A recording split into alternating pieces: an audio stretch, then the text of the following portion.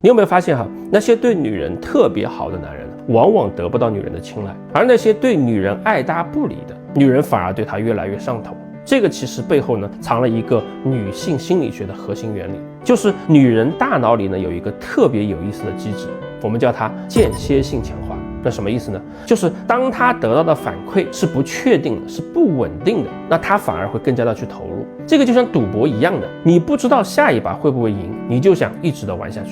我之前就有一个女性朋友她喜欢的那个男生3天回一次消息约会经常迟到，甚至有的时候直接不来了。但是她不仅没有放弃，反而每天都在想这个男生。你猜她跟我说什么？她说我就是喜欢他那种对我不经意的感觉，太主动的男生反而没意思。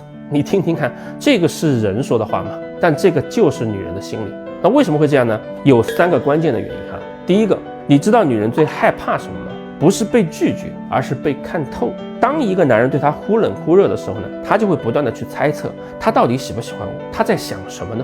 那这种猜测会让他大脑不断的去分泌多巴胺，就是那种让人上瘾的快感物质。那第二个原因，你有没有发现人对于已经得到的东西往往不会珍惜，反而对那些得不到的东西特别渴望。女人也是一样的，当你对她忽冷忽热的时候她得到你的关注就像中彩票一样，特别的珍贵，所以她会更加珍惜这种来之不易的关注。那第3点也是最重要的一点女人天生就有一种征服欲。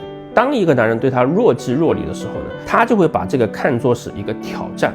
为什么他对我不热情？我一定要让他对我着迷，然后他就会不断的去投入更多，希望得到你的认可。当然我还是要强调一点我说的冷落不是说让你去表现得很冷漠而是说如果说你想要得到一个女人，那你的内心必须先具备失去她的勇气。